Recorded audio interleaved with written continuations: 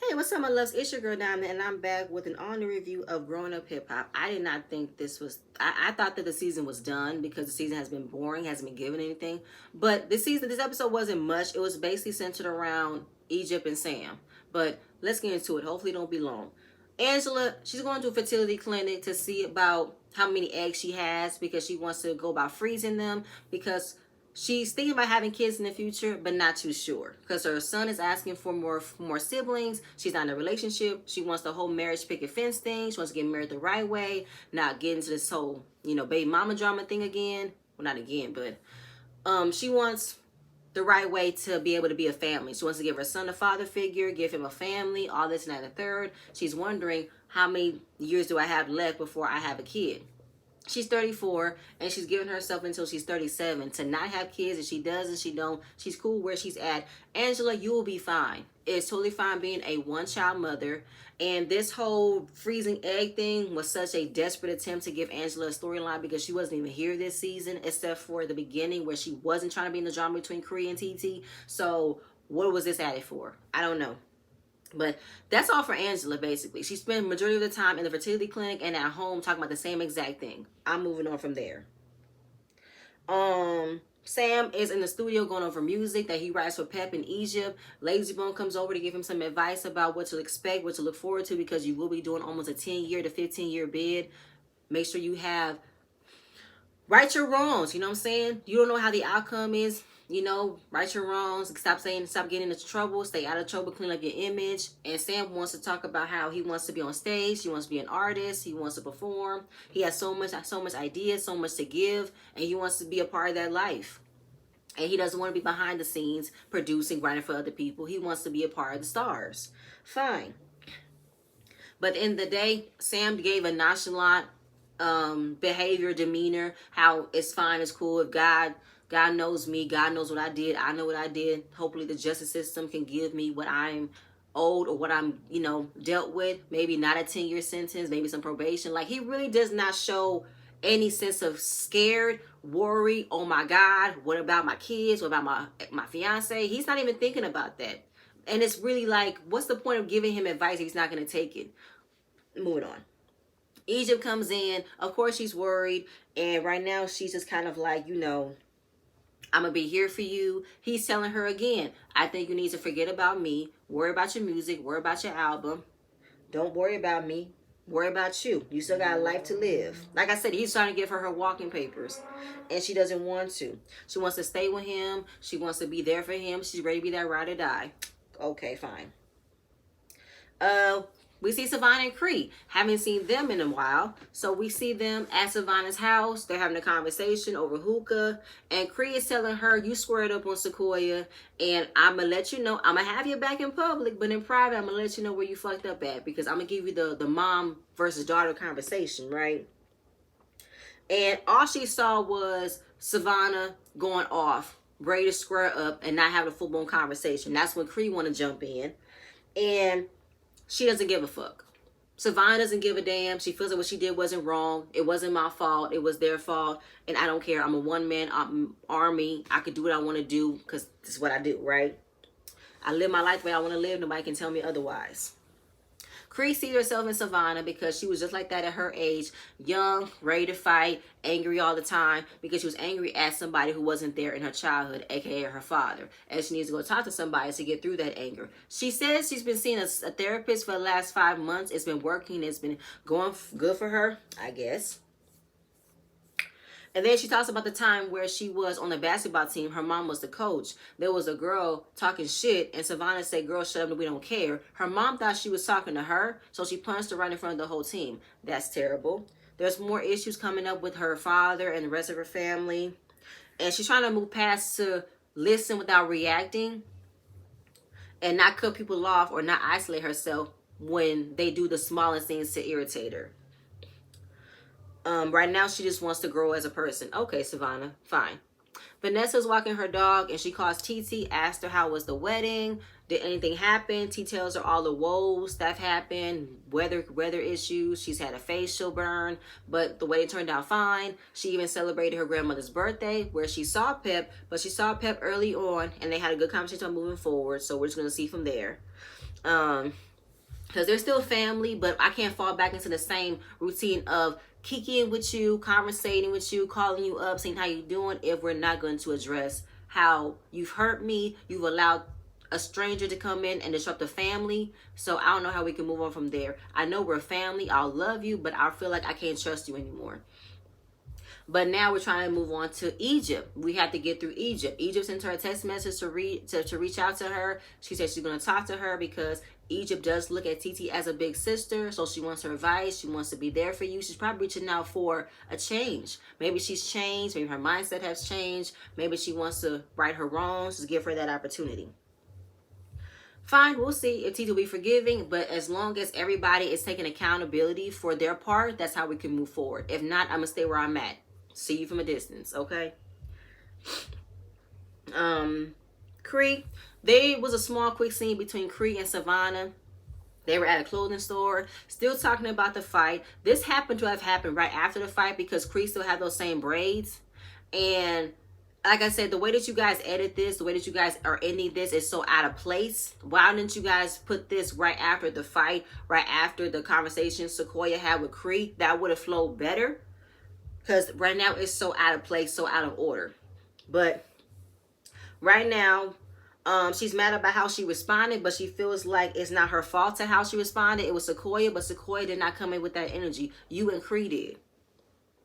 And she's not taking accountability for her actions, and she feels like she's trying so hard to move forward and not react, and she caught her on a bad day. When she was trying to move forward and not react, Sequoia made her jump out of her learning lesson. Whatever. And right now she feels like Savannah feels like she had the ability, or she is constantly having to put people's feet to the fire to be accountable for their actions. And she gets mad when they don't do that. And that's why she gets mad and want to react for other things that have nothing to do with her, because she feels like I have to be the one to tell somebody else what they did wrong. But that's not what, that's missing the point, Savannah. You do not have a job that nobody appointed you to keep somebody else feet to the fire, to keep somebody else accountable. You need to be accountable for your actions. That's the main thing right here. You need to be accountable for your actions. Don't give a fuck about what nobody else did or didn't do or didn't say. You have to be one to say, yeah, I fucked up. I wanted to start an issue because I want to start an issue. I have that anger in me that I have to constantly fight when I don't get my way. That's all you need to do, Savannah. You don't need to keep on saying, I am tired of making sure that everybody else says what they want to say what they mean to say. When they don't do it, I'm going to get upset and get up and get mad. Good night. And she was talking a lot of bullshit. Because I feel like, what did Sequoia have to take accountability for? What did she do that got you so riled up? If we're still talking about situation with Tenise, that's with Tenise and Sequoia. That had nothing to do with you or Cree. You guys hopped onto something just to be bullies. Y'all hopped onto something to feel like y'all had Tenise's back when Tenise gave Sequoia that same energy that she did. Tenise needs to remember, she was 4 months pregnant. She put herself in a situation. So for Cree and Savannah to try to come in and defend her, girl, she is a grown-ass woman. Let her defend for herself. Good night and goodbye. Moving on. Because basically, hold people accountable, so don't fight each other. Whatever, Cree, and whatever, Savannah. I'm moving on. Egypt and TT, they have a conversation. It was pretty much a back and forth of TT telling them we need to be accountable for our actions so we can move forward, because if not, the trust is going to continue to be lost. I can't trust you anymore. I won't be able to trust being around you. I can't even trust introducing my son around you based off of your choice of a partner and how you chose to believe this partner over your own family. And Egypt is not taking accountability. She's not recognizing her part in this. She feels like TT was the one who put that negative notion about Sam to everybody. If it wasn't for TT talking to people about what Sam did, nobody would realize who he was or how he acted. It didn't even matter if TT wasn't the one to do it. On television, we can see how Sam is an opportunist. We can see how Sam is a manipulator and a liar. You mean to tell me you did not find it weird or suspicious that he wanted to tell you that your cousin wanted you, that your cousin wanted him? She's making gestures, having different types of conversations with him to make it seem like she's trying to seduce him. He's telling everybody else about it. And you're trying to not have a conversation with your cousin about why is my boyfriend telling me this about you, and you're not giving her the space and you're not giving her the trust to believe her. You're believing him, a stranger. And your mom doing the same exact thing, not believing her own blood, but a stranger. And yes, did TT go too far to try to purposely ruin your proposal? Yes. She can recognize that. Yeah, I went too far with that, but I don't like his personality. I don't like how he treats you. I don't like how he treats the family that he's trying to be so a part of so bad. And it's like with Brianna. She don't like this man. She'll respect it, but she don't like him. Because Sam has characteristics of a man that you do not need to be with. Like, good night and goodbye with this. She feels bad, but she's trying to still be recognizing of Egypt's feelings because she wants to mince her words around her. But Egypt said, I'm a grown woman. I'm an adult. I can take it. Girl, you can't take it. Because not only did you believe Sam when he lied about Titi wanting him, excuse me, you also sat there and allowed your aunt and your mom to come up with a rumor that Sean cheated on Titi early on in their relationship. And you never thought to tell your cousin about what you heard. Your mom did not stop it when it got too far. You've allowed for strangers and other family members to tell your relationship with your cousin apart. Are you serious, Egypt?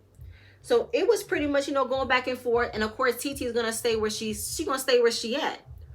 I'll still say hi. I still how you doing, but your choice of a partner, it will be respected. That's your husband. But in the day, you can't blame me for how people have perceived your man. And she also said, I have not been around you for the last 2 years. And what has happened? Sam has got himself into an extreme dangerous situation where he could possibly face in 15 years. And Titi was not around for that. She had not spread it. She had not talked to anybody. This all Sam's doing. But Egypt does not want to see that. She does not want to see that the common denominator of everything that's happened in her family is Sam. But she wants to prove everybody else wrong by staying with him. I don't know why.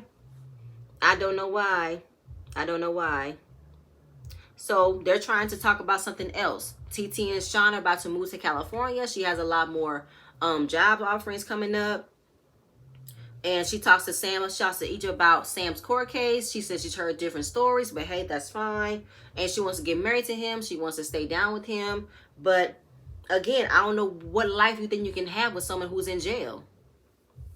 So I said, Egypt does not see her actions and her partner's actions that have led to this negative thinking about people not liking him. It's not that TT hasn't influenced people. It's how your partner has reacted. And since you don't want to believe your partner's reactions, you want to blame other people's reactions. Like when you react the way your partner has done things, you react the way where it's their fault and not his fault. And I already said that how can TT manipulate somebody who she hasn't been around? How can she manipulate what other people think about Sam if she hasn't been around? Again, it's common denominator, Sam. Sam. So they're going to try to move forward, try to see where they're at. But at the same point in time, TT might be where she at. I don't trust y'all. I don't know we can move forward because you still not want to take accountability of your part. You didn't want to take accountability in the space and the thinking that your partner had manipulated you to thinking. But fine, moving forward. Egypt's back at home with this horrible hairstyle and this horrible outfit she got on. She spoke to Sam about the conversation. He said who won. Nobody won. It was a decent conversation where nobody got up, nobody left. We're going to move forward. And Sam gives her bad news that his court case has been pushed back. And right now they're going to try to get a much more deeper look into the case where he can have a solid case where he might get less time. They might get the surveillance camera footage where it could prove his name. But Egypt feels like there should be no time. There should be no footage. We know you're innocent. This is still Egypt still feeling like Sam did not do nothing wrong. I swear. His story changes every time, but I still feel like Sam provoked that situation. To me, that's what it feels like. So trying to be extra prepared for a case. Pushback is constantly getting pushed back and pushed back. So right now, she wants to elope. They've been engaged for the last 2 years. They wanted a big wedding, but right now she cannot wait anymore. This is her best friend. This is her soulmate, and she just wants to go with it. I don't want to wait another day, another wasted opportunity of us still being together and not being married. But again, Sam is telling her, don't worry about me. Live your life. You still got a life to live. You should not waste your life still waiting for me to come home. You really think you can wait 10 to 15 years without me being there? Really? I don't want you to go through that. I want you to still live your life. She does not care. She wants to stay down with him. She wants to be there for him when he gets out, be there for him while he goes in, and be there for him while he's still on this earth, living free right now until he gets sentenced. And right now he's like, I don't know where else can go from here because I got to talk to your dad again. We got to talk to your mom. How is this going to work? Because apparently Peppa is not on the same page with everything. And they're blaming Peppa how everything have spiraled out of control. She didn't take control of the situation. And they're trying to think about, no, they're moving like her father. I said, moving how? How y'all moving? I'm confused about that part, you know? And